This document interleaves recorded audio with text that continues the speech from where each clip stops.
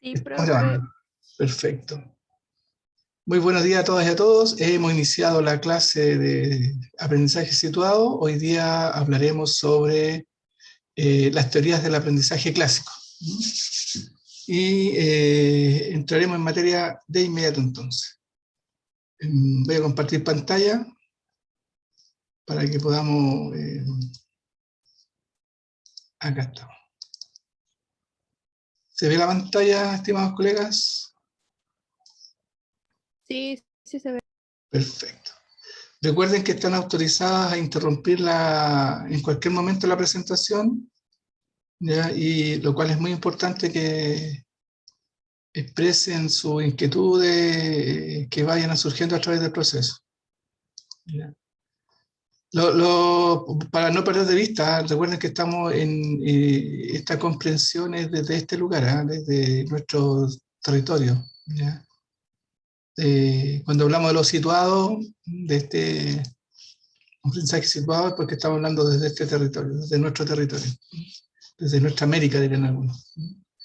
Lo que vimos la vez pasada era poder dar cuenta de que el proceso de aprendizaje lo puedo situar desde tres lugares.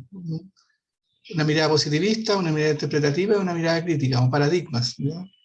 Y el propósito de aquello tenía que ver con que desde el paradigma positivista, el propósito del aprendizaje es controlar y predecir la conducta del otro, al tirón, ¿ya? Y ahí se enmarcan las principales teorías del aprendizaje, el aprendizaje clásico, lo que vamos a ver hoy día, ¿ya?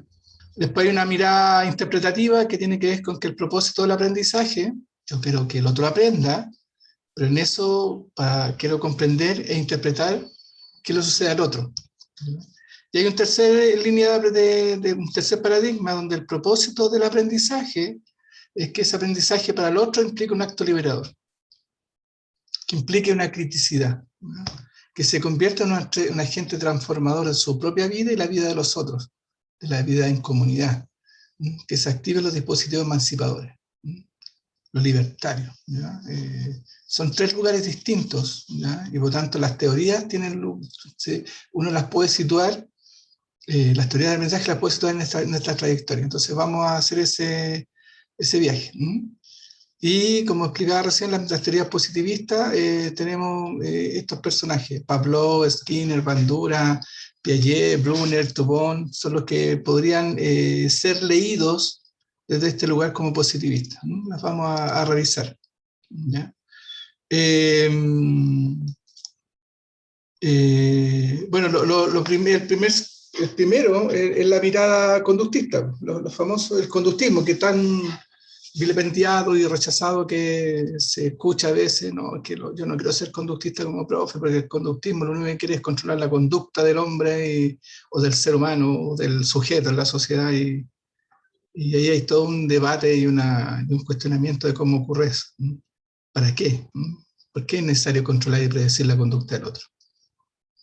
Bueno, las teorías conductistas están orientadas claramente a eso, porque cuando yo condiciono la conducta de un otro, la condiciono, la puedo predecir.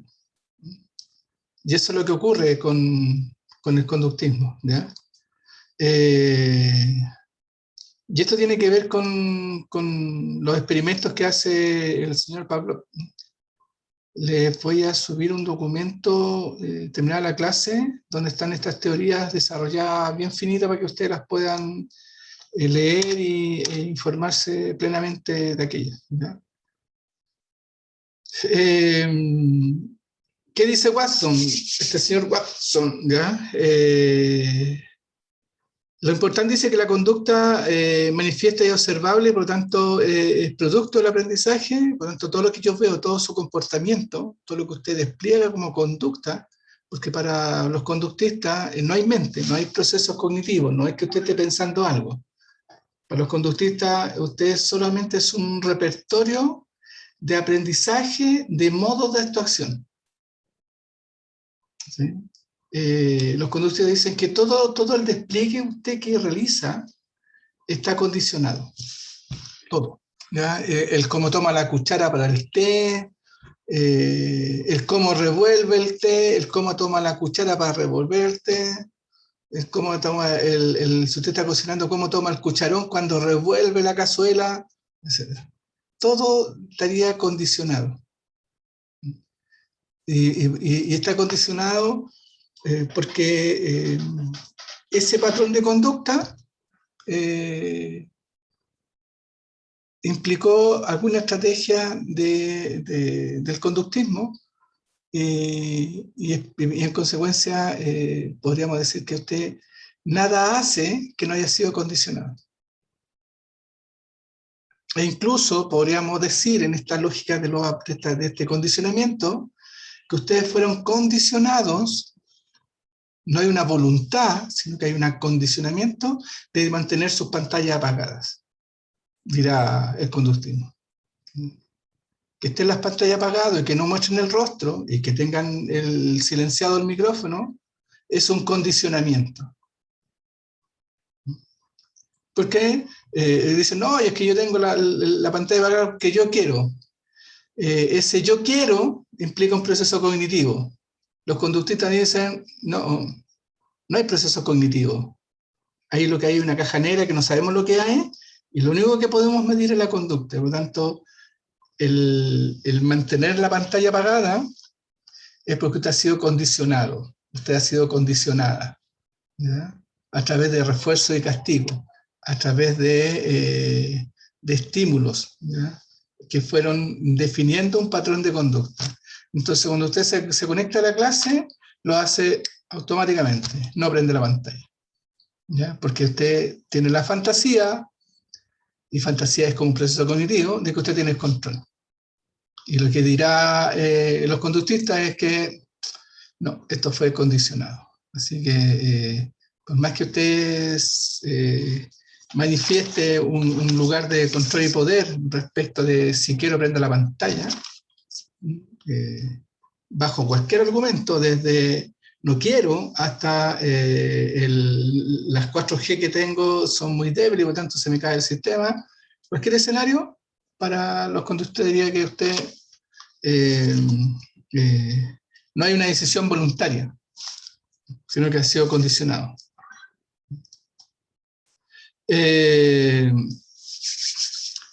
Básicamente, y esto tiene que ver con que los procesos cognitivos, los procesos mentales, el pensar, desde el punto de vista positivista, desde el punto de vista del método científico, solo existe aquello que yo puedo demostrar científicamente, ¿ya? Entonces, sí es posible condicionar la conducta del ser humano, pero no es posible evidenciar que existe un pensamiento de manera directa. Porque yo puedo dar cuenta de manera indirecta de que usted está pensando, pero no tengo ninguna evidencia desde el punto de vista de los conductistas, que son conductas, que dan cuenta de la conducta, de los modos de actuación.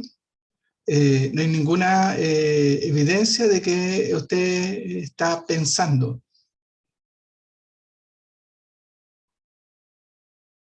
Habitualmente aquí hacen preguntas, pero...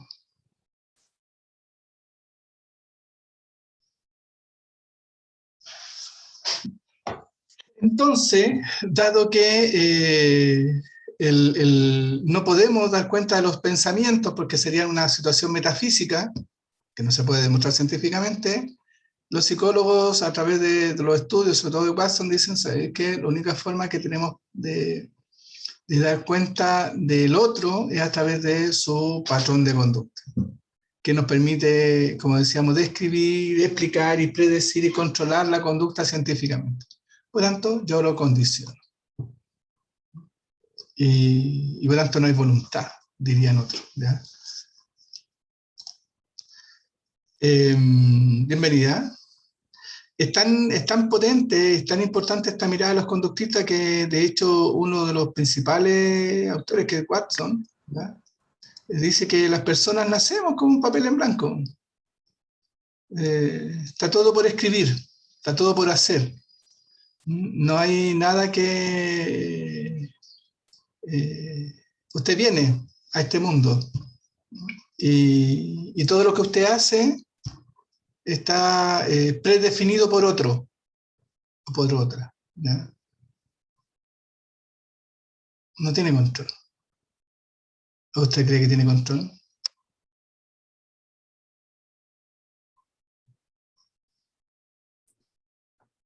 Profe, ¿Mm? ¿y usted qué piensa de como de estos postulados? ¿Qué pienso de estos postulados? ¿Sí? Como teorías clásicas del aprendizaje, puedo decir que operan. Ya. O sea, digo, yo no soy conductista, yo puedo decir que dentro de la trayectoria soy humanista, que está mucho más adelante. Pero en ese momento de la historia, cuando se está tratando de establecer qué era aquello que podía ser demostrado científicamente, eh, la disciplina de la psicología como una ciencia no era ciencia, era pura metafísica. Estábamos más cerca de los alquimistas que de los científicos. Pero no había cómo demostrar la existencia de un pensamiento. De hecho, hoy día uno puede interpretar que usted está pensando. Pero ¿cómo sé que usted está pensando? ¿Cómo sé que lo que usted está realizando es un pensamiento? ¿Cómo sé, por así decirlo, que usted tomó una decisión racional de mantener la pantalla apagada? ¿Cómo tengo certeza de eso? ¿Cómo lo puedo demostrar científicamente? Lo único que tengo es la expresión de una decisión que es cognitiva o emocional, mantener la pantalla apagada, que es la expresión de eso. Pero ¿qué está detrás de esa decisión? Dirían los conductistas en ese tiempo, los psicólogos en ese tiempo, no tengo cómo demostrarlo.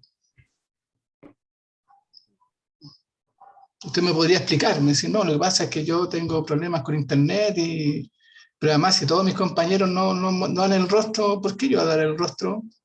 Si es mi rostro, es mi imagen, ¿por qué tengo que hacer algo que ninguno está haciendo? Nada más si yo veo al profe todo el rato hablándome a mí, listo, pues, él me habla a mí, pues, es como una clase personalizada. Hola, profe. Sí, hola, Una consulta. consúltelo, que El, esta clase es entretenida cuando se interrumpe. el conductismo, como más o menos de qué año es. Estamos hablando del 1900, a mediados del 1900, 1930 para adelante. Ya. De ahí vamos a verla. Porque Dele. lo pregunto porque eh, me he dado cuenta de que la historia, como que los hechos históricos o los hitos históricos van marcando una evolución, o no sé si llamarlo evolución, pero sí cambios en las perspectivas de la educación o del arte, por ejemplo. Entonces, de repente, cuando uno se contextualiza históricamente, es más fácil comprender eh, la manera de pensar que existía o de mirar las cosas. Absolutamente de acuerdo, absolutamente de acuerdo.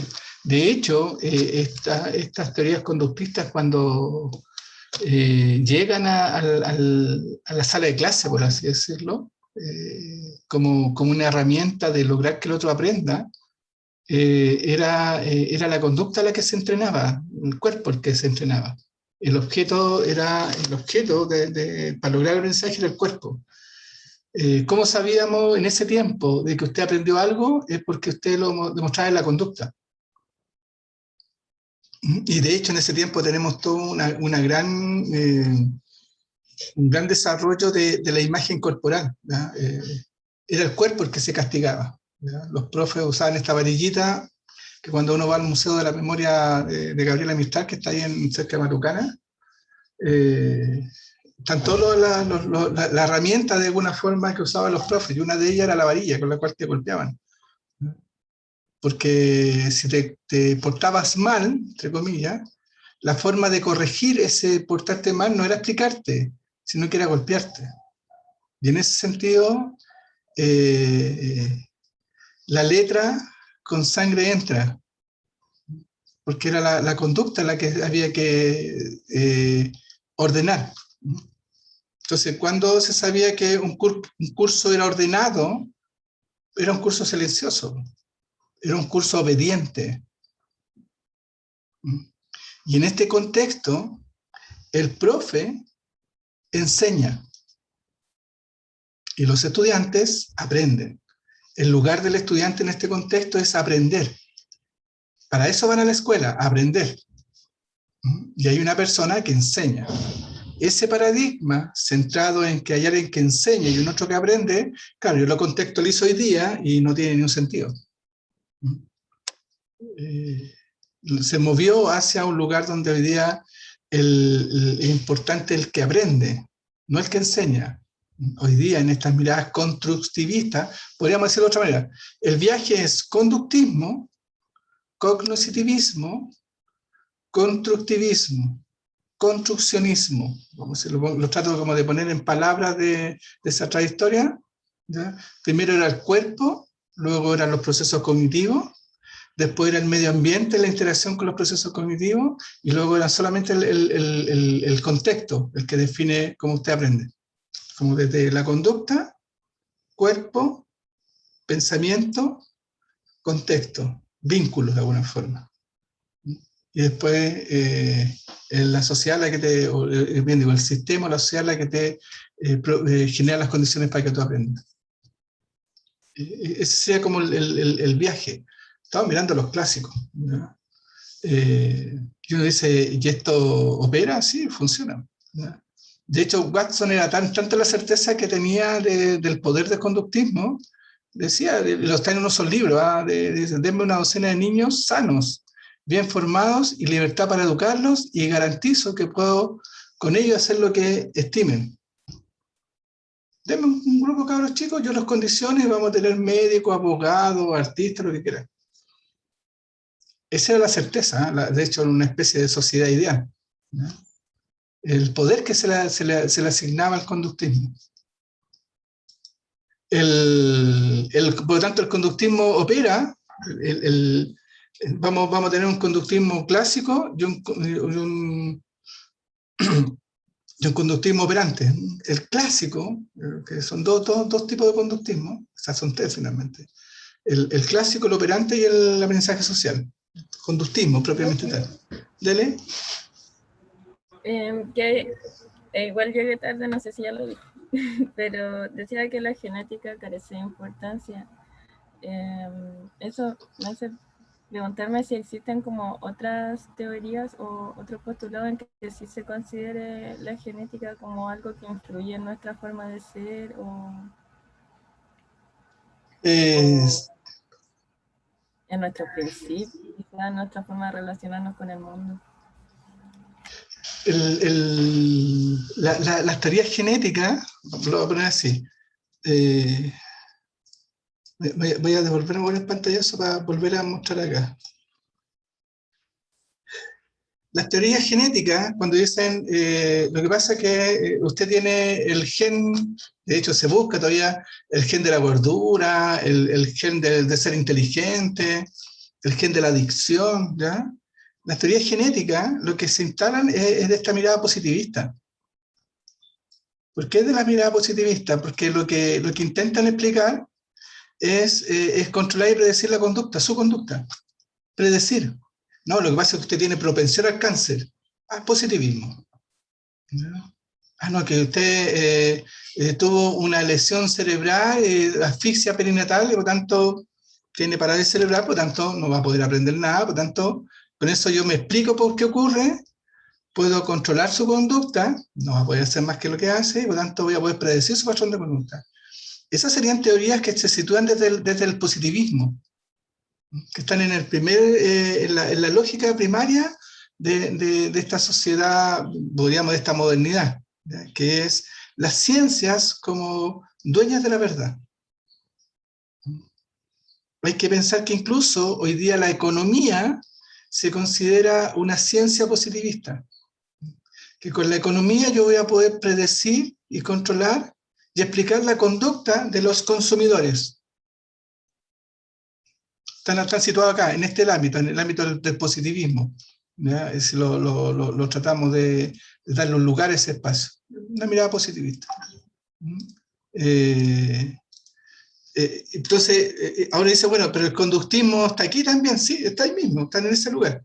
Lo que vamos a hacer desde el punto de vista de lo que podría estar en tensión hoy día es que a medida que vamos avanzando, yo podría entrar en lo interpretativo con las explicaciones de la neurociencia. Cómo la neurociencia me explica nuevamente su patrón de conducta, pero me permite también comprender cómo usted aprende. Entonces podríamos decir que los mitos o el desarrollo de la neurociencia y el aprendizaje hoy día nos pone en un lugar interesante, que tiene mucha información y que yo la puedo mirar desde el positivismo o lo puedo mirar desde el lugar interpretativo. E incluso podría tomar esa misma información y darle un lugar sociocrítico o de una epistemia crítica. Ahí tiene que ver con de dónde usted se va a posicionar para hacer uso de esa información. ¿Cómo la pone a servicio de qué? Entonces la pregunta es, ¿a servicio de qué la quiere usted utilizar? ¿Qué es el lugar de poder que usted tiene? ¿Ya? Pues usted dice, yo, no sé, yo quiero que mis estudiantes sean todos ordenaditos, obedientes. ¿Sabe qué? Si quiere lograrlo rápidamente, ocupe la mirada positivista, ocupe condicionamiento.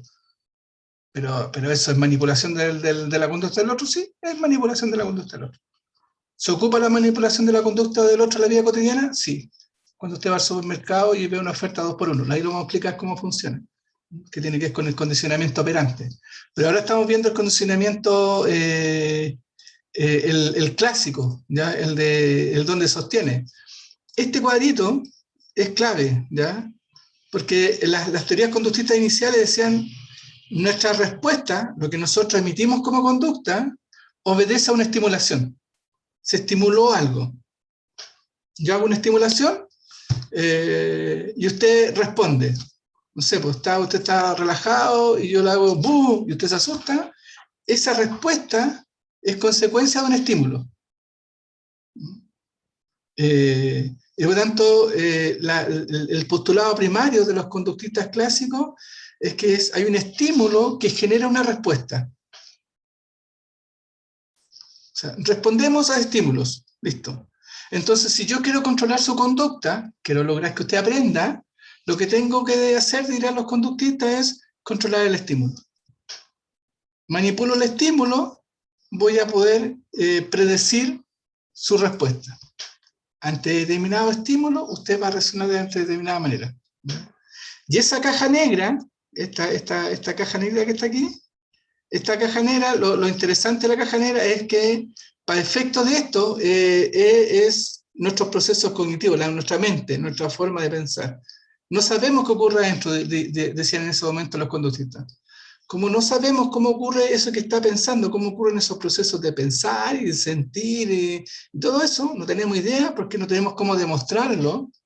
Ya no estaban los Doppler hoy día ven procesos cognitivos, por eso la neurociencia se ha desarrollado ahí, pero en ese tiempo no había cómo mirar esta caja. Entonces se planteó que había una caja negra. Entonces lo único que sabíamos es que había un estímulo, una caja negra, nuestros procesos cognitivos, afectivos, emocionales, y hay una respuesta. Entonces dijeron, entonces aquí lo relevante es el estímulo, y lo relevante es que en función de determinado estímulo yo tengo determinada respuesta. Y sería, es el movimiento. Entonces, si yo muevo un estímulo determinado, genero determinado patrón de conducta, no sé, la expongo al frío, mira, con frío, la respuesta suya va a ser esta. ¿Sí? De hecho, hay un experimento, no voy a avanzar, ¿ya? Entonces tendríamos, bajo esa lógica de estímulo, caja negra, respuesta, dos tipos de condicionamiento, el clásico y el operante. Operando bajo esta lógica de estímulo-respuesta. ¿Sí? El pensamiento, el clásico, tiene que ver con el experimento de Pavlov, del perrito de Pavlov, ¿ya? No sé si alguien lo ha visto, alguien lo conoce, ¿ya? Que es conocido como conocimiento clásico, donde hay un experimento, Pavlov está haciendo un experimento, es un fisiólogo, no es psicólogo, no es conductista, de hecho no existía ese concepto, él estaba estudiando a este perrito para ver cómo salivaba. Entonces lo que estaba viendo de qué manera salivaba ante determinado estímulo. ¿Ya? Entonces él estaba sacando la cuenta de si comía tanto, cuánta saliva generaba para poder digerir el alimento. Ese es su experimento. ¿Ya? Y de repente se da cuenta que el perro empieza a salivar antes de darle la comida. Cuando el tipo abría la puerta del laboratorio, la puerta sonaba y el perro salivaba. Y como buen científico dijo, aquí hay algo, que no sé, y empezó a investigar y logró darse cuenta que el perro salivaba en ausencia de la comida, que era el sonido de la puerta. ¿Sí? Y por lo tanto elabora un experimento para ver qué pasa.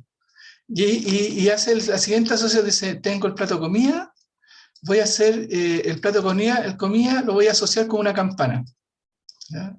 Voy a asociar estas dos cosas, la comida con la campana, el perro va a escuchar y va a salivar. Entonces primero el perro salivaba con la comida, después fusiona estos dos elementos, comida y campana, y el perro tiene la misma respuesta, que es una salivación. El famoso, y por tanto, al asociar campana y comida, ¿ya? El perro obtiene la salivación. Y Pavlov dice, wow, aquí tengo un condicionamiento. ¿Ya? Aquí hay algo súper importante. ¿Ya? Porque después reemplaza la comida y pone solo la campana y el perro saliva. Entonces movió el estímulo. El estímulo que generaba una conducta en el animal era el plato de comida, lo asocia con la campana, después retira la comida y solamente haciendo sonar la campana, el perro salivaba. Y dice, he condicionado la conducta del perro. Ustedes no han visto las imágenes en los circos, o en los, ¿cómo se llama? En los acuarios, cuando viene el delfín y le dan un plato hace una actividad y le dan un poco de comida al delfín. Después que hace cierta conducta, lo que está ocurriendo ahí es condicionamiento clásico. Se le da, después que hace cierta conducta, se le da una alimentación. Pero eso hubo algo previo, que cuando hacía determinada conducta, se asociaba a un estímulo determinado específico, que podría haber sido, no sé, una campana, no sé, un sonido o algo, que provoca la conducta y después yo la puedo manipular. Ese viaje de modificar la campana y generar que sea la campana la que provoca la respuesta es lo que se conoce como condicionamiento clásico. Lo que se interviene para obtener una conducta es el estímulo. ¿Ya? La conducta, yo quiero que tenga determinada conducta y después modifico el estímulo y con eso obtengo la respuesta que yo quiero. Pero la energía está puesta en el estímulo. Eso como dejarlo como claro. En el condicionamiento clásico, lo que se manipula es el estímulo para mantener una respuesta. ¿No? Uno dirá, en la vida cotidiana hay algo en la cual ocurra eso. En la vida cotidiana, ¿tenemos alguna conducta en la cual se ha modificado el estímulo y mantenemos la respuesta?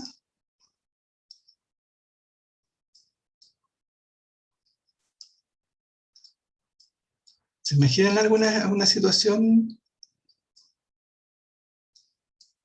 que si modifico el estímulo, o sea, la persona o el sujeto tiene un patrón de conducta determinado? Yo modifico, hay un estímulo que genera ese patrón de conducta, modifico el estímulo y mantengo el patrón de conducta. ¿Se imaginan algo, no?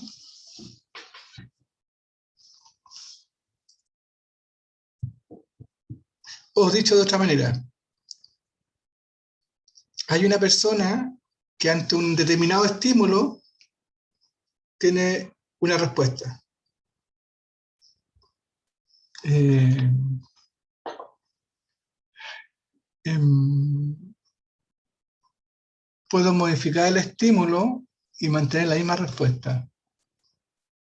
Profe, ¿Sí? ¿podría ser la alarma del celular? O sea, por ejemplo, ir cambiando los tonos y responder con el mismo estímulo que es levantarse en ese rato o apagarlo automáticamente. Claro. Ese puede ser que usted primero despertaba con una cumbia y después cambió el sonido de la cumbia por, no sé, por un baile árabe, no sé, o por una cueca. Pero usted sigue despertando a esa hora. Porque llegó un momento determinado de que hubo una fatiga, de que ya la cumbia no la despertaba y hace el... Pero para mantener el tema de levantarse, modifica el estímulo. Absolutamente es una posibilidad. Lo que diría de este condicionamiento clásico es que yo modifico el ejercicio, modifico el estímulo, pero con eso puedo controlar la conducta. Eso es lo que siempre está presente. Es poder predecir la conducta del otro. Profe, yo no sé si en verdad es, pero pienso en cómo ahora en las aplicaciones de celulares aparece publicidad. Ya antes no había. En la publicidad estaba más como en la tele, bueno, sigue estando en la tele, pero como que se movió también al celular ahora. No sé si es... Sí, eso que de los celulares y el uso tiene que ver con el condicionamiento operante. O sea, aquí efectivamente está operando el estímulo. Por ejemplo, el estímulo de cuando usted toca la pantalla, se prende. El solo hecho de que usted toque la pantalla o toque un botón y se ilumine la pantalla, hay una conducta que se condiciona. ¿Sí? Entonces, podríamos decir, ¿cómo yo lo hago para que usted mantenga la atención en la pantalla? Hay un personaje que inventó el algoritmo de que usted pasa el dedo por el touch, hace un touch, y la imagen se mueve.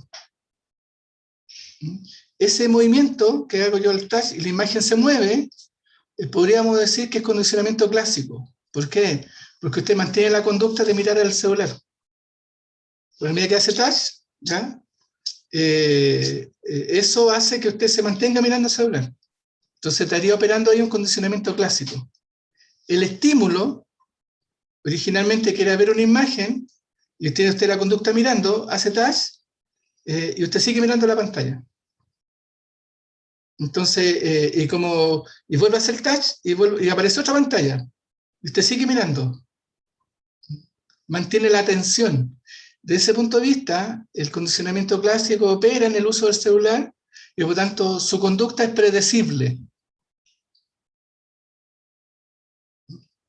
Es predecible en términos que, pero además, en otro, después vamos a ver lo que tiene con los refuerzos y los castigos, que es el condicionamiento operante, pero en el clásico, lo que está ocurriendo es que el celular, por su forma por su icono, por su imagen, por su sonido, lo que hace todo el rato es que usted se mantenga conectado el mayor tiempo posible. El desafío de las redes sociales, Facebook, Twitter, WhatsApp, Instagram, TikTok, es que ustedes mantengan el mayor tiempo posible conectado a la pantalla. Y la primera matriz de condicionamiento, desde este punto de vista, es la luz, que se ilumine. Y con eso yo lo tengo a usted conectado, ¿ya? Porque lo que necesita las redes para poder controlar su conducta y en consecuencia predecir su conducta es que usted tenga el celular prendido. Ahí hay un condicionamiento. Ya. Pasamos al operante. Condicionamiento operante. El tío Skinner. ¿Ya? el condicionamiento operante de Skinner, ¿ya? Es súper interesante porque el cómo opera Skinner, el cómo construye la concepción de condicionamiento, él lo llama condicionamiento operante, que es lo que viene después del condicionamiento clásico. El condicionamiento clásico era estímulo-respuesta, manipulaba el estímulo, eso es condicionamiento clásico. Skinner hace experimentos y se da cuenta que él obtiene mejores resultados de condicionamiento no manipulando el estímulo, sino que manipulando los resultados o la respuesta. Entonces, el cómo usted opera, el cómo usted funciona, es lo que hace Skinner en el condicionamiento operante. Él dice, si yo quiero controlar y predecir la conducta de un estudiante o de una persona, lo que tengo que aplicar es la energía, tengo que ponerla en la respuesta que él emite. Y la respuesta que el otro emite, voy a reforzarla o la voy a castigar. Ese es el concepto que se usa. Y hace un giro, hace un primer salto. Ya dice, no, el estímulo no es importante. Da lo mismo el estímulo. Lo que importa aquí es la respuesta. Y es la respuesta donde él pone la energía. Pero eso se llama condicionamiento operante, donde opera la conducta. ¿Ya? Entonces, ¿qué tenemos en este condicionamiento? ¿Ya? Tenemos 3 mecanismos: el refuerzo, el castigo y la extinción. Son los 3 mecanismos que él describe, ¿ya?, como importantes, ¿ya? Entonces dice, si yo quiero que su patrón de conducta se aumente, la frecuencia de la conducta, lo que tengo que hacer es reforzarla. Oye, es súper lindo lo que están haciendo ustedes dos ahora. Las veo ahí como tejiendo, como hilando. Se ve súper bonito, ¿no? Y además lo hacen súper bien, o sea, ¿no? Y lo hacen con una sutileza y una concentración que es maravillosa. Yo realmente es espectacular. Lo que estoy haciendo es reforzar esa conducta. Entonces, lo que dice el condicionamiento operante es que si yo refuerzo esa conducta va a tender a repetirse más veces. ¿Sí? Y por el otro lado, si yo quiero que esa conducta deje de emitirse, lo que debo hacer es castigarla, dirá Skinner, con el condicionamiento operante. Y castigarla implicará que yo realizo algo en esa conducta para que disminuya la frecuencia con la cual usted la ejecuta. ¿Sí? Entonces, el refuerzo es para que la conducta aumente la frecuencia y el castigo es para que la conducta disminuya la frecuencia. Y la extinción es para que la conducta desaparezca. Esas son las 3 ideas fuerza. ¿Sí? Ahora, para que el patrón de conducta aumente, yo puedo hacer 2 cosas. O le agrego algo o le quito algo. ¿Sí? Hago un refuerzo positivo porque agrego algo más. Oh, lo están haciendo súper bien, además concentrada y mirando el trabajo. ¿Ya? Eso le agrego algo. Por lo tanto, sería un refuerzo positivo. Puedo también quitar algo y la conducta también va a aumentar. Eso va a ser refuerzo positivo o refuerzo negativo. El propósito del refuerzo es que la conducta aumente la frecuencia. Los niños cuando están en el jardín infantil y de repente uno ve que llegan con una estrellita en la manito. Lo que está haciendo la tía del jardín es reforzar la conducta. Oh, lo hiciste súper bien, venga, una estrellita, y le ponemos una estrellita. Está reforzando la conducta. Es un refuerzo positivo, le agregó algo. Pues también hay refuerzos positivos, o sea, refuerzos negativos. Quiere decir que a lo que yo le quito algo, saco algo, y espero que la conducta aumente la frecuencia.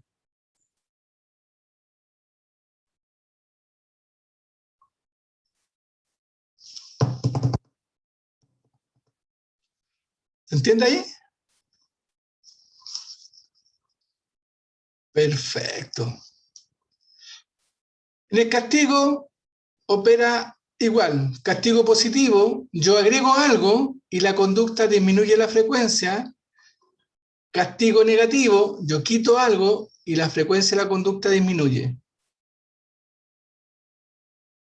¿Qué ejemplos se le ocurren?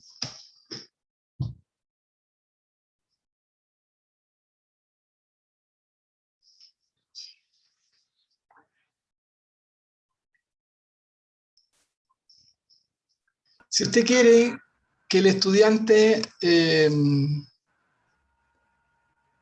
continúe con hacer, no sé, rostros con grafito, porque usted se da cuenta que lo está haciendo súper bien, ¿qué haría para que esa conducta de hacer los rostros con grafito, ¿verdad? Aumente la frecuencia que sería un refuerzo positivo? ¿Qué le podríamos agregar para que él siga en esa trayectoria de que lo está haciendo bien? ¿Cómo podríamos aplicar condicionamiento operante? ¿Cómo podríamos reforzar esa conducta? Entendiendo que el refuerzo es que aumente la frecuencia de lo que está haciendo. ¿Qué se le ocurre que podríamos hacer como refuerzo positivo?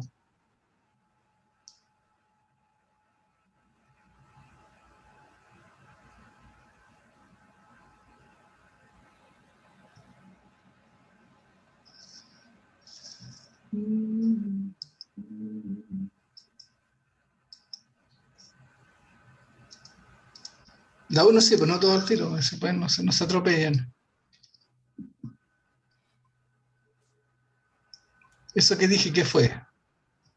Da uno, no se atropellen. ¿Es un refuerzo o es un castigo? Desde lo que yo dije.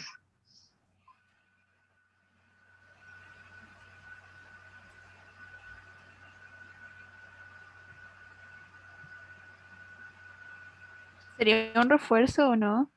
Es un refuerzo, ¿no? Si logro que hablen. Porque si no logro que hablen, se va a constituir en un castigo. Si mi propósito es que hablen y yo digo eso y no hablan, se constituye en un castigo positivo. Porque la frecuencia de hablar se disminuye. ¿Sí? Va a depender del propósito que yo dispongo, pero el refuerzo positivo es la estrellita en la manito del niño, ¿ya? El refuerzo positivo puede ser, lo estás haciendo súper bien. Refuerzo positivo, mira, aquí tienes un set de lápices HB y no sé cuáles son las numeraciones que te puedo regalar, no sé, ¿cuál es el lápiz más blandito para hacer trazo con grafito? ¿Cuál es el más blando? ¿Cuál es el más duro? ¿Ah? El B. El B. Ya. Entonces, si yo quiero reforzar la conducta de que siga haciendo eso, a lo mejor le regalo un lápiz B. Entonces, que con esto, para la sombra, le vaya a poder jugar de mejor manera. Entonces, lo que estoy haciendo con ese regalo, o al facilitarle eso, estoy aplicando un refuerzo positivo, que va a permitir a él que continúe haciendo la conducta. ¿Sí? ¿Qué podría ser un refuerzo negativo? Que aumente la conducta de seguir dibujando. ¿Qué se le ocurre? Exigirle más. Exigir más, así como lo dices, exigir más, el exigir va a ser poner algo. Puede que al exigirle va a ser ponerle algo más, por tanto sería un refuerzo positivo. Estamos pensando aquí en un refuerzo negativo, que sea que al quitarle algo, aumente esa conducta. Quitarle en términos que eso que está haciendo, yo le saco algo, y al sacar eso, él va a aumentar la conducta de dibujo.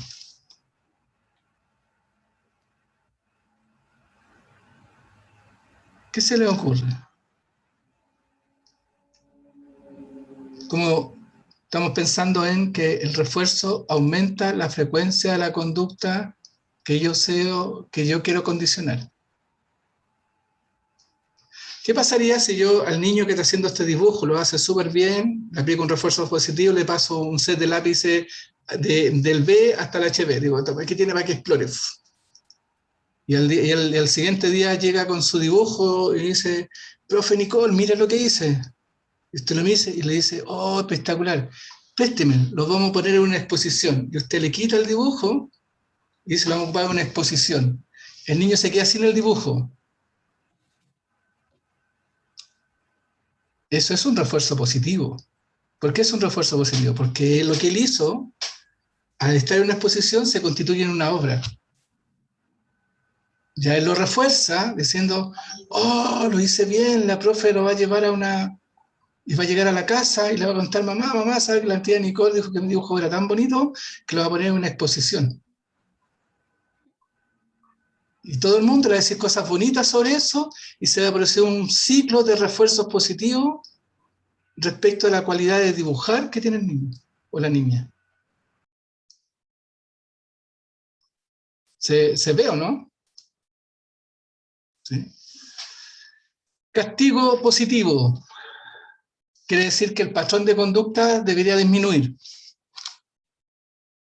Publicación en el panel del colegio, de la universidad, de las notas de la prueba, unas con azul y otras con rojo. ¿Qué son las notas con rojo publicadas? ¿Qué se espera de ellas?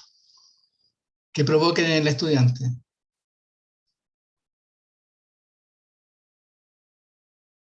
Vergüenza. Claro.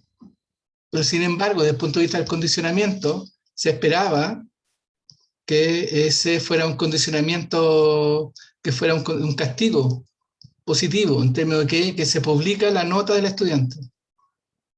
El efecto es el otro. Pero el propósito, desde el punto de vista del condicionamiento, era que por eso ponían las notas con rojo y azul, porque estaban sustentados en esta teoría.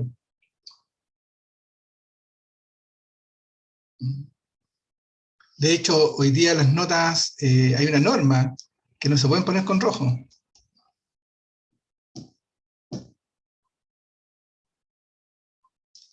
Ejemplos de castigo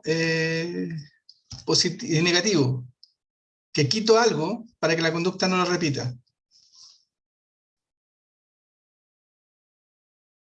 Por ejemplo, voy manejando el auto y me para Carabinero de Chile, para no decirle otro nombre, y me sacan un parte porque iba a exceso de velocidad. El sacarme el parte, me entregan un papelito, me sacaron un parte, me están poniendo un castigo positivo. ¿Por qué? Porque tengo que pagar el parte. Castigo positivo. Me están pasando algo para que yo deje de andar a exceso de velocidad. Pero además me quitan algo. Me quitan la licencia de conducir. ¿Para qué? Para que yo no siga infringiendo las normas del tránsito y no pase de largo. No supere la velocidad permitida. Tengo ahí las dos condiciones. Entonces, lo importante aquí es que el castigo lo que genera es, el propósito del castigo es que yo disminuya la frecuencia de la conducta. Pongámoslo ahora en modo pandemia. Si yo quiero que la conducta de andar de las fiestas clandestinas, vamos a ver ya, pongamos, trabajemos con las fiestas clandestinas, ¿ya? Bajo este modelo, ¿cuáles serían las formas de control para disminuir la conducta de tener fiestas clandestinas? Por tanto, ¿cuál sería el castigo desde el punto de vista del condicionamiento operante que se aplica? ¿Cuál sería el castigo positivo y cuál sería el castigo negativo?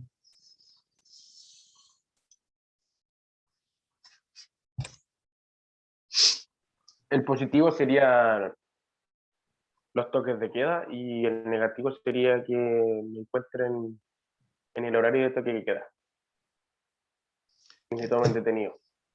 Claro, el castigo negativo es que me tomen preso y el castigo positivo es el toque de queda. Se pone algo para que yo no infrinja la ley.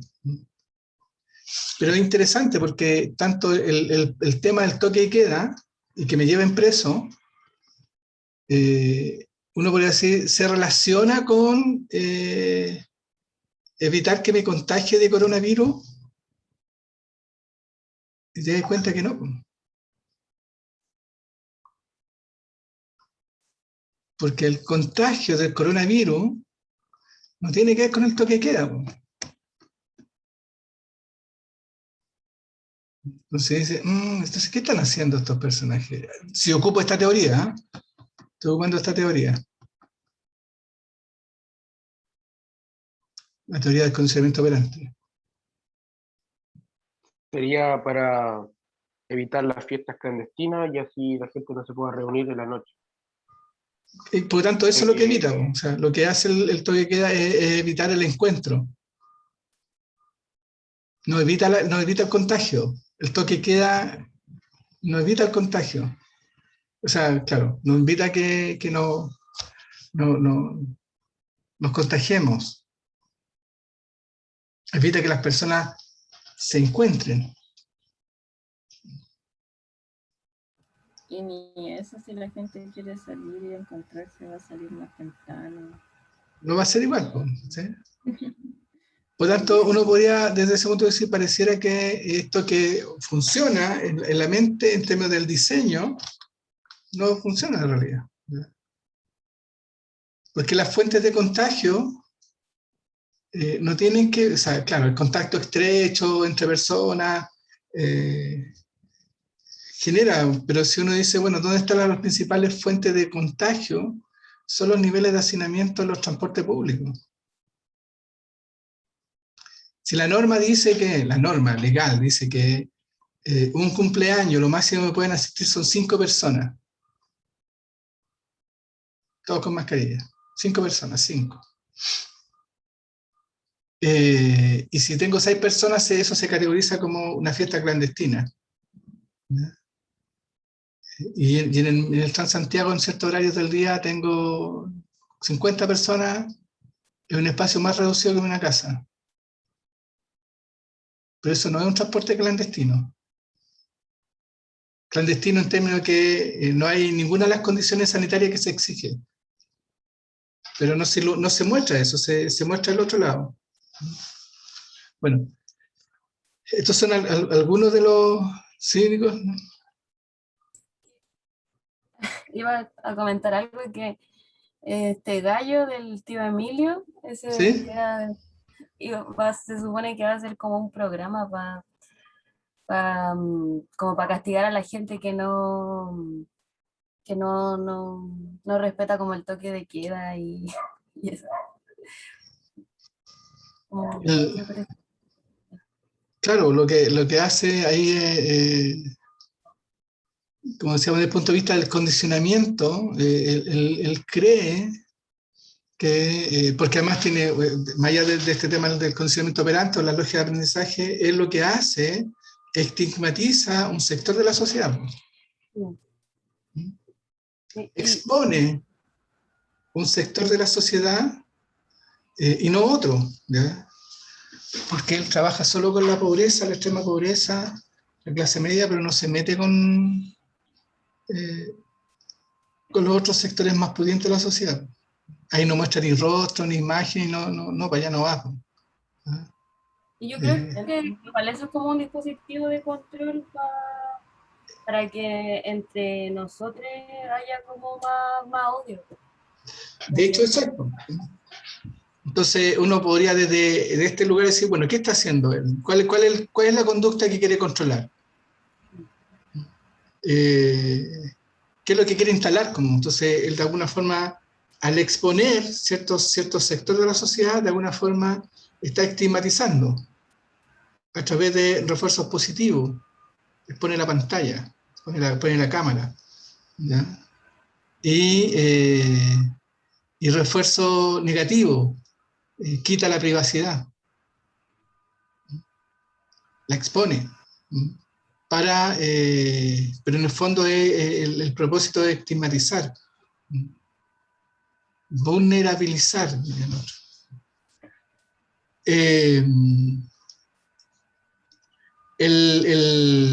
Bueno, y el tercer dispositivo, bueno, esos son los, yo diría los dos. De hecho, cuando uno va al supermercado y encuentra, ¿cómo se dice? Esta oferta, 2x1. ¿Qué están aplicando ahí?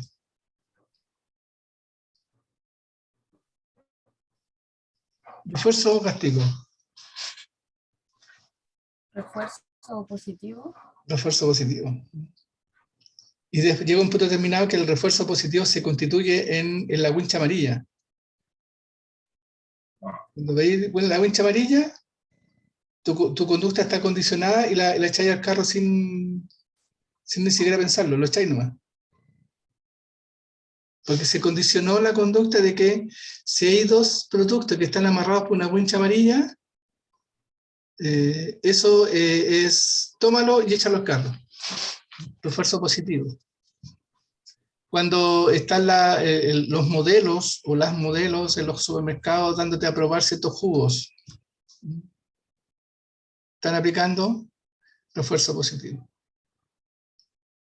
Estas liquidaciones, ¿ya? Todo a 1000 dicen, ¿ya? Hay cosas que valen 700 pesos en periodo normal y cuando lo ponen todo a 1000, la suben a 1000 pesos y, oh, está barato.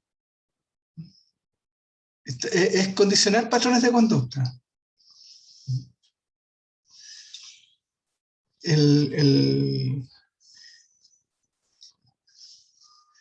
La imagen, bueno, volvemos al tema del celular. La imagen del celular, cuando usted toca el celular y aparece, lo aprieta un botón y se prende y aparece una luz, es un refuerzo positivo. Y cuando usted empieza a hacer el movimiento del touch, el movimiento es un refuerzo positivo todo el rato, porque todo el rato está apareciendo algo nuevo y de repente usted no puede parar. Está condicionada a su patrón de conducta. Llegamos al supermercado y nos dicen, ¿cuál es su root? Y uno dice el root y no lo piensa, lo dice nomás. Es que para acumular puntos, todo el rato, el patrón de conducta está siendo reforzado de manera mercantil. La extinción, que el otro componente, es cuando yo creo que la conducta desaparezca. Y quizá el ejemplo más tradicional ahí es la pataleta del niño en el supermercado. Si yo quiero que la pataleta del niño en el supermercado se extinga, lo que tengo que hacer es ignorar la conducta. No tengo que ni reforzarla ni castigarla. Tengo que ignorarla. Pero la pataleta en el supermercado del niño en un momento se reforzó positivamente. ¿Y cómo ocurrió eso? Cuando la mamá o el papá o el adulto que lo acompaña al supermercado, el niño dice, yo quiero este dulce, este juguete, y el adulto dice que no, y él se tira al suelo y se revuelca en el suelo y el adulto le pasa el juguete. Y deja de hacer la pataleta. Ahí lo que tengo es el refuerzo de la pataleta. Si quiero extinguirla, lo que tengo que hacer es dejar que el niño se revuelque en el suelo. ¿Cuál es el problema de eso? Que tengo que sostener esa revolcarse en el suelo. Porque lo más probable es que en función de los derechos del niño te va a decir, pero ¿cómo tan mal que está haciendo usted eso de dejar al niño que grite, que llore, que patalee? ¿Cómo tan mala madre o cómo tan mal padre? ¿Ya? Haciendo sufrir.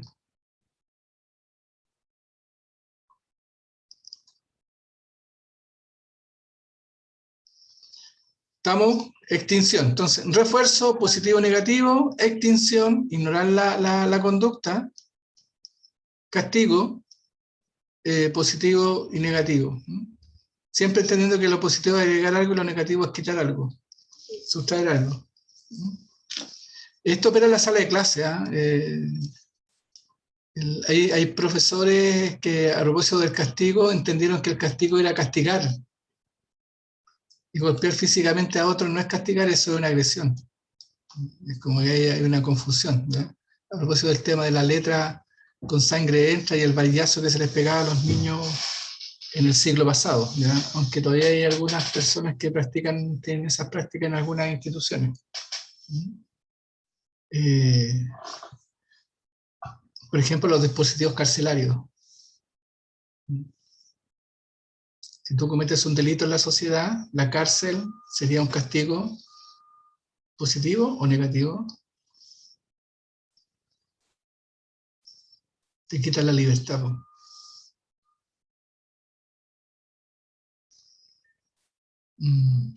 Y si un niño se porta mal en la sala de clase y yo lo mando a inspectoría,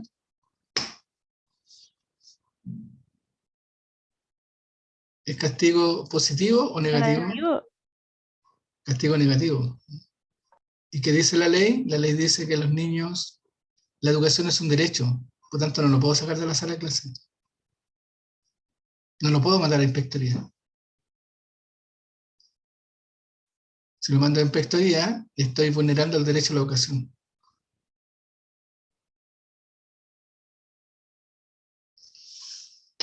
Por tanto, los niños no pueden ser expulsados de los colegios, por ley.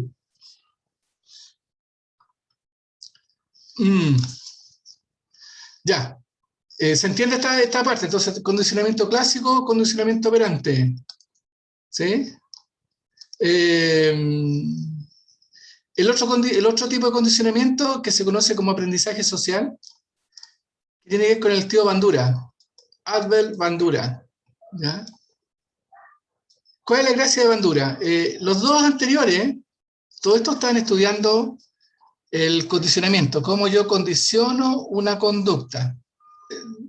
Condicionamiento clásico, pone la energía en el estímulo, condicionamiento operante, pone la energía en la respuesta.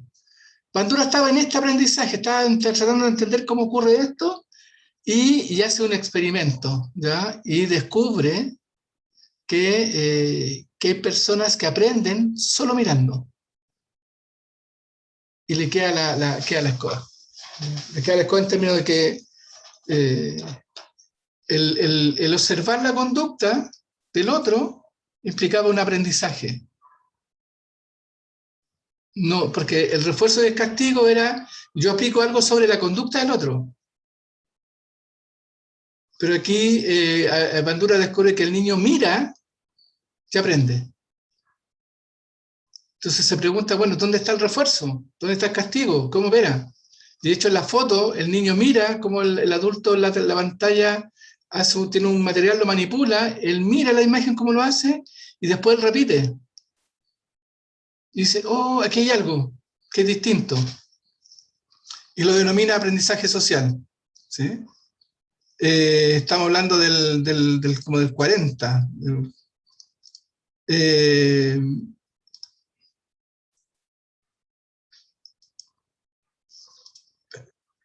Voy a ver si...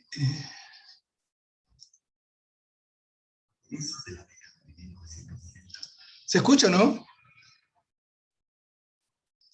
De nuevo, ¿se escucha? Se escucha bajito. Ya, un momento, vamos a subir volumen. Vamos a subir volumen.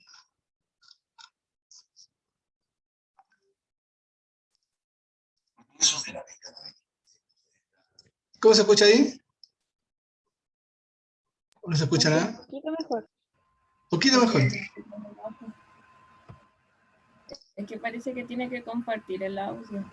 Ya, voy a buscar compartir el audio. ¿Dónde va el compartir el audio?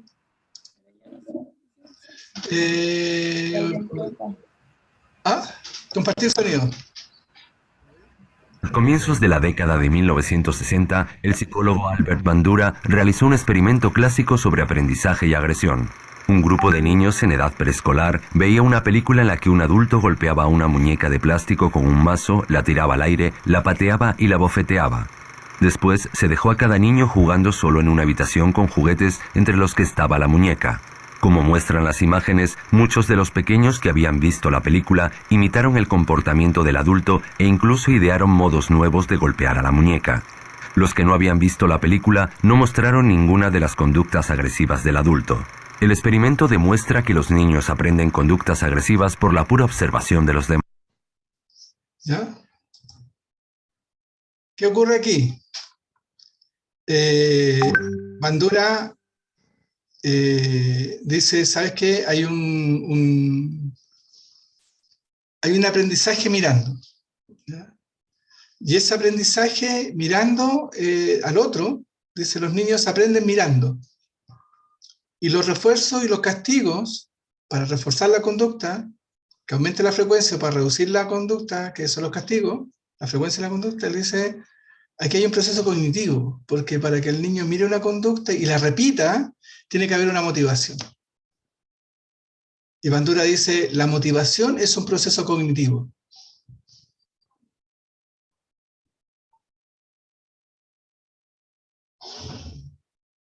¿Se entiende, no? O sea, Bandura lo que hace es que está trabajando con los refuerzos y los castigos, pero agrega una variable. Los niños aprenden mirando. Entonces él se pregunta, ¿pero cómo aprenden? ¿Qué hace que aprendan mirando? ¿Cómo ocurren los refuerzos y los castigos si yo no estoy aplicando como un otro ningún refuerzo y castigo? Entonces dice, bueno, eso es un proceso interno. Y ese es un proceso cognitivo que se inicia y se activa con la motivación. ¿Ya? Entonces él dice, lo primero en este viaje del aprendizaje es que el aprendizaje por observación tendría un estímulo, que es el que yo observo. Yo digo, oh, hay una persona que está bailando cueca. Lo observo bailando cueca, me motivo, yo quiero aprender a bailar cueca, lo observo, ¿ya? Y por tanto activo el proceso cognitivo, emito una respuesta mentalmente, digo, sí se baila la cueca, sí se toma el pañuelo, se gira, ¿ya? Lo hago mentalmente. Ese hacerlo mentalmente implica un refuerzo por sí mismo, que activa mi motivación y entro en el ciclo de refuerzo solo por la observación. Y ese refuerzo por observación tiene que ver con la motivación de aquello que yo quiero aprender, que es la conducta del otro, ¿ya? Y para eso uno puede ver los canales de YouTube donde, por ejemplo, enseñan a tejer, enseñan a bordar, enseñan, y uno mira eso, lo imagina y después lo ejecuta. Aprendizaje por observación. Se aprende mirando. Las clases y es un tema que ocurría antes de la pandemia. Los estudiantes de pedagogía tenían a los profes como modelo de cómo se hacen las clases. Que era una clase frontal, de que estaba parado delante de la clase, ustedes estaban todos sentados, y esa clase era un modelaje que hacía el profe. En los talleres, donde están todos distribuidos de otra manera, el profe hace otra clase y también está modelando cómo se hace esa clase. De hecho, hoy día hay un modelaje de cómo nosotros, los profes, que le estamos intentando que ustedes aprendan algo, estamos modelando esa conducta. Hay algunos que tienen la pantalla prendida, hay algunos que le exigen, hay algunos que le muestran PPT, hay otros que hablan mucho, otros hablan poco, pero son modelajes. Y si a usted le motiva, va a insistir con esto. Y si no le motiva, no va a insistir nada con lo que estamos haciendo. No sabemos, de hecho, desde este lugar hoy día no sabemos. Pero sí el aprendizaje social implica observar al otro. Implica un patrón de conducta que está ahí. Pero para que usted lo imite, o mejor dicho, usted hoy día está siendo observado por niños que van a imitar cómo usted lo hace. Cuando niña o cuando niño imitaban a los adultos, como dicen el tema de la casa, o sea, el cómo se sirve la comida, el cómo se toma el plato, el cómo se discute en la casa, el cómo se resuelven los problemas, el cómo resuelven los problemas los seres significativos para usted. Esa forma de resolver el problema de los seres significativos, usted lo repite.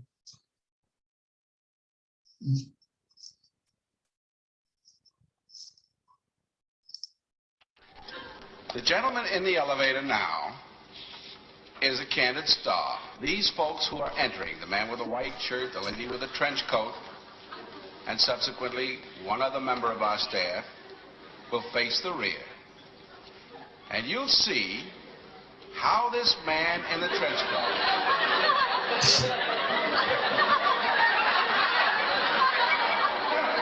tries to maintain his individuality, but little by little,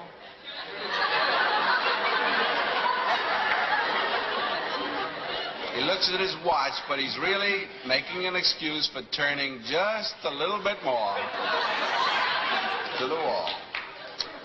Now we'll try it once again. Here's the candid subject. Here comes the candid camera staff, 3 of them at least. And this man has apparently been in groups before.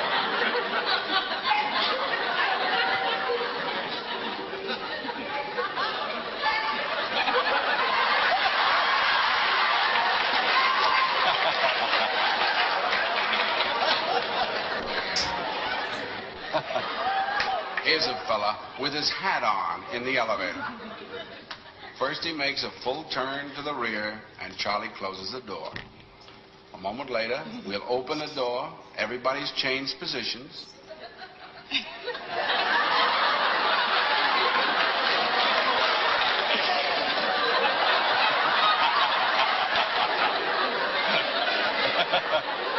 Now we'll see if we can use... Now we'll see if we can use group pressure for some good. Now, in a moment, on Charlie's signal, everybody turns forward. Notice they take off their hats. And now, do you think we could reverse the procedure? Watch.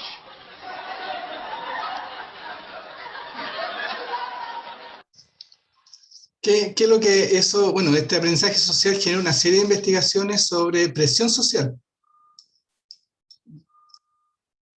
Patrones de conducta socialmente esperados.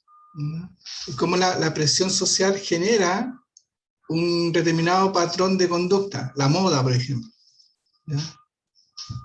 Esta motivación por hacer como los otros.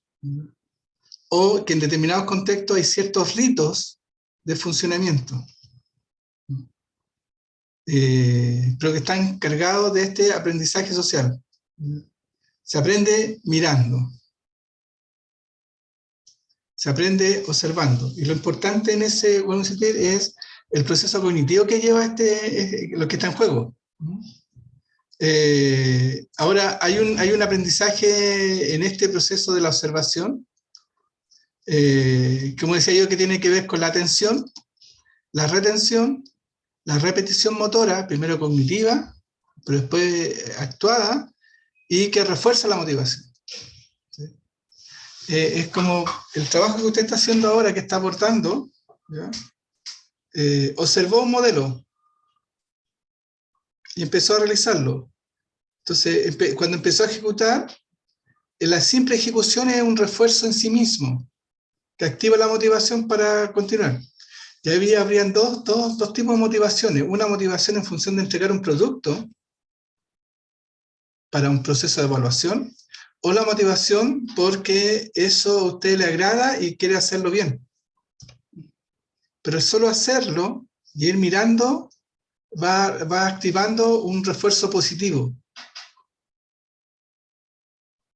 Y se activa en un circuito repetitivo de motivación, de hacerlo bien, de sentirse bien, de gratificarse por lo que está haciendo, lo termina y dice, oh, espectacular, y eso lo lleva a hacer otro más.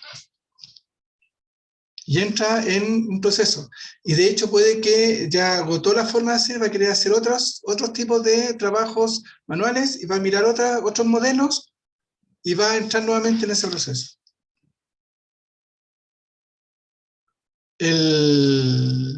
Por lo tanto, el cómo se hace, estoy pensando en la clase, ¿ya? Si usted quiere enseñarle a sus estudiantes a hacer perfiles de rostros, y le diga, haga un perfil de rostro, es distinto a que usted modele cómo se hace el perfil del rostro.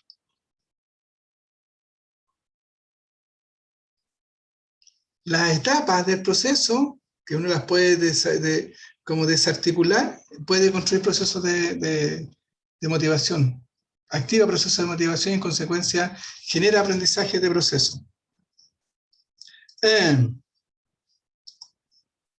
Ya. ¿Qué se nos viene? O consultas, dudas, reflexiones de lo que hemos visto hasta ahora. En esos tipos de condicionamientos clásicos, teorías del aprendizaje clásicas. Condicionamiento operante, condicionamiento clásico, aprendizaje social.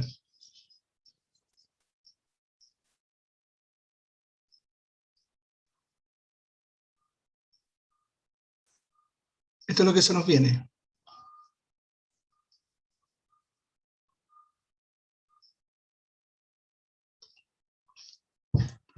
Las teorías de la Gestalt que tienen que ver con la percepción, de cómo se percibe la realidad. Las teorías genético-cognitivas de Piaget que tienen que ver en cómo se entiende el aprendizaje como proceso cognitivo. Lo que vimos anteriormente era cómo se entendía el aprendizaje desde la conducta. Solo desde la conducta, sin proceso cognitivo. Bandura es el primero que hace una vinculación entre los procesos cognitivos y la conducta. Piaget es solo proceso cognitivo, dice el aprendizaje es lo cognitivo. Es inteligencia, vamos a decir.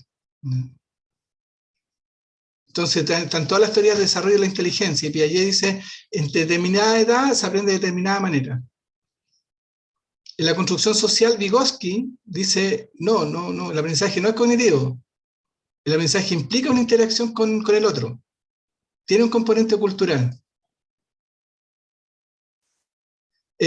Brunner dice, sí, de acuerdo con Vygotsky, pero el aprendizaje, si lo activo desde una lógica de que yo genero condiciones para que el otro descubra eso que yo quiero que aprenda, lo va a aprender para siempre. Y Auswell dice, también, pero si yo quiero que el otro aprenda, lo que tengo que generar son condiciones para que ese aprendizaje sea significativo. Y ese aprendizaje que es significativo va a tener que ver en cómo eso que yo quiero que aprenda, lo asocie con alguna experiencia significativa en su vida emocional. Y si logro eso, lo va a aprender para toda la vida. Vamos a decir que pasamos de un aprendizaje situado en la conducta a un aprendizaje situado desde el mundo emocional. Es como que sin emociones no hay aprendizaje, diría. Y ahí entramos después a lo que son las teorías, las neurociencias, que nos dicen que dependiendo de la emoción es la posibilidad de aprendizaje que tengo. Sabemos desde la neurociencia que si usted tiene miedo, no va a aprender nada. Con miedo no hay aprendizaje. O sea, si usted está preparando una prueba y tiene miedo de echarse el ramo, no va a aprender nada. Así tal cual, dirá la neurociencia. Pero esto es lo que se nos viene, es lo que vamos a revisar. Son las 11:15, nos queda todavía un par de minutos. Tenemos que ponernos de acuerdo en los trabajos que vamos a realizar para levantar notas o recoger algún tipo de evaluación de proceso. ¿Sí? Entonces, yo tengo dos propuestas que hacerle. Una es definir un ámbito donde ocurren aprendizajes en el contexto educacional, en el contexto formal, no formal o informal, ámbito donde ocurren los aprendizajes y mirar eso y después ver en esos contextos variables de orden sociocultural que alteran las trayectorias de aprendizaje. Por ejemplo, la drogadicción, por ejemplo, una adicción, la depresión, la vulnerabilidad, la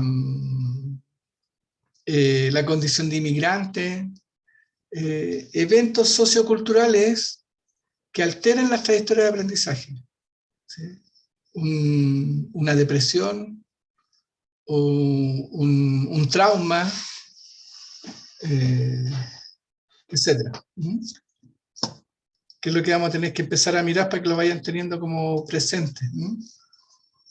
Si pensamos en la escuela, territorio donde yo podría mirar condiciones de aprendizaje, hoy día los centros de padres, los centros de estudiantes, no sabemos cómo están funcionando. ¿Qué pasa con los asistentes de la educación en la escuela, la comunidad y el entorno, los manuales de convivencia, los temas de sexualidad, de bullying, los temas de ciudadanía, de género, los roles de profesor jefe, el profe de arte, la pedagogía del aprendizaje, etcétera? Etcétera, etcétera, etcétera. Ya, estamos entonces. ¿Consultas, dudas, inquietudes?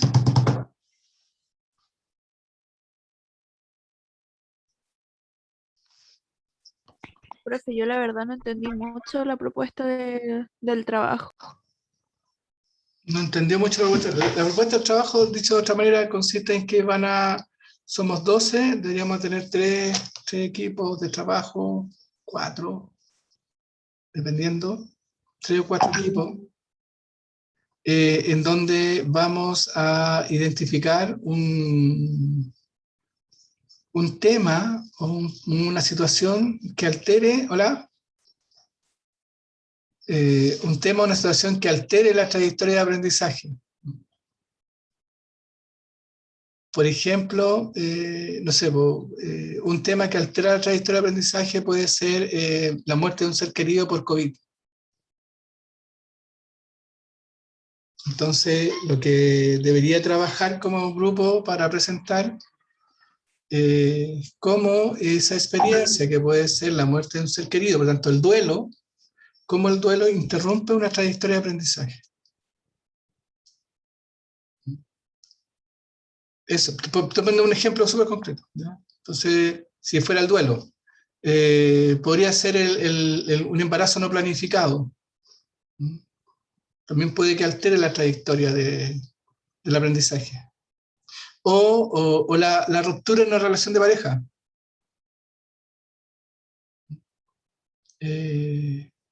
Altera la trayectoria de aprendizaje. Entonces, dar cuenta, en términos conceptuales, que sería la ruptura de la relación de pareja y cómo esa ruptura alteraría la trayectoria de aprendizaje de estudiantes. El estrés, el confinamiento, los problemas de alimentación, una anorexia, una bulimia, bueno, hay un listado de temas que vamos a compartir. La idea es que vayan visualizando, pensando este tema, porque vamos a descargar grupos de trabajo para que nos hagan el grupo o el equipo de trabajo que se constituya, 3 o 4 equipos, nos hagan ustedes la clase de unos 30 minutos, ¿ya?, respecto de ese tema. ¿Cómo lo hacen? Ustedes van a ser, vuelven creativos, ustedes van a ser dueños de la pantalla, ustedes van a hacer la clase, porque además se están preparando para ser profe, así que por lo tanto hay que empezar a practicar el ejercicio de la docencia.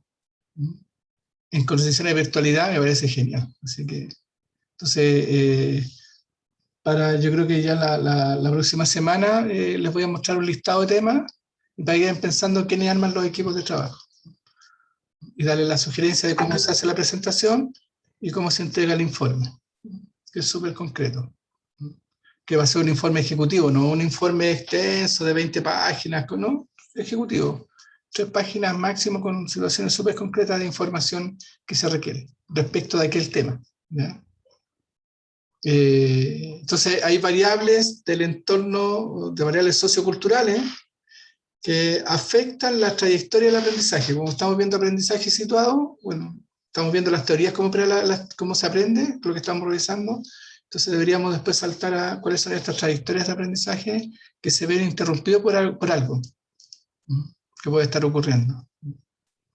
Un duelo, violencia intrafamiliar, los procesos de construcción de identidad, por ejemplo.